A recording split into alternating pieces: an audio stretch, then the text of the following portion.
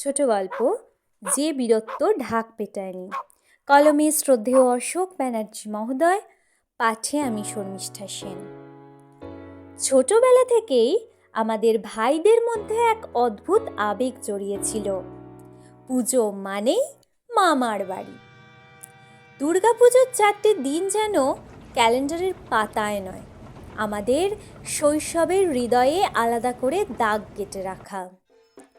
নিয়ম করেই সেই দিনগুলো কাটতো মামার বাড়িতে, কারণ প্রজন্মের পর প্রজন্ম ধরে সেখানেই ধুমধাম করে দুর্গাপুজো হয়ে আসছে। বর্ধমানের কাছাকাছি সন্তোষপুর গ্রামের সেই পুরনো জমিদার বাড়িটি ছিল যেন সময়ের বাইরে দাঁড়িয়ে থাকা এক রাজকীয় স্মৃতি। 1 বিঘা জমি জুড়ে বিস্তৃত উঠোন, বাড়ির লাগোয়া শান্ত পুকুর, চারপাশে ফলের বাগান আর ছায়া ঘেরা পথ, সব মিলিয়ে যেন এক আলাদা জগৎ। পুজোর কটা দিন সেখানে পৌঁছলেই মনে হতো আমরা যেন অন্য এক জীবনে ঢুকে পড়েছি। এই বিশাল বাড়ির নীরব পাহারাদার ছিল টমি। তার অনুমতি ছাড়া যেন কেউ সহজে বাড়ির ভেতরে ঢুকতে পারত না। কিন্তু টমি শুধু পাহারাদারই ছিল না, সে ছিল পরিবারের একজন, সবার আদরের, সবার বিশ্বাসের প্রতীক। পুজোর দিনগুলোতে আমাদের বেশিরভাগ সময় কেটে যেত টমির সঙ্গেই, খেলা, দৌড়ঝাঁপ আর এক নিঃশব্দ বন্ধুত্বে।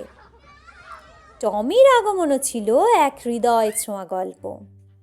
একদিন মামা সকালবেলা বাজার থেকে ফিরতে ফিরতে রাস্তার ধারে ঝোপের পাশে দেখতে পান মৃত মায়ের কোলে দুধ খাচ্ছে এক ছোট্ট কুকুরছানা। কুঁই কুঁই করে ডাকছে, যেন সবাইকে বলছে, আমার মা আর সাড়া দিচ্ছে না, আমাকে আদর করছে না। তখনও টমির চোখ ঠিকমতো ফোটেনি। মামার সহৃদয় মন তাকে ফেলে চলে যেতে পারেনি। হোক না ও রোডোসিয়ান, মামা বলেছিলেন। প্রাণী তো, দুধ না পেলে তো মরেই যাবে। বাড়িতে তখন কোনো ছোট বাচ্চা ছিল না। বুবাইয়ের জন্ম হতে তখনও অনেক দেরি। মামিমা বোতল করে টমিকে দুধ খাওয়াতেন। সেইভাবেই টমি ধীরে ধীরে হয়ে উঠল বাড়ির বড় ছেলে। সবাই তাকে ভালোবাসত, আপন করে নিয়েছিল। বুবাই জন্মানোর পর ভালোবাসা ভাগ হয়ে গেল বটে, টমির মনে খানিক হিংসাও এসেছিল। তবু সে বুবাইকে অসম্ভব ভালোবাসত। একসঙ্গে খেলতো, পাহারা দিত, ছায়ার মতো পাশে থাকতো।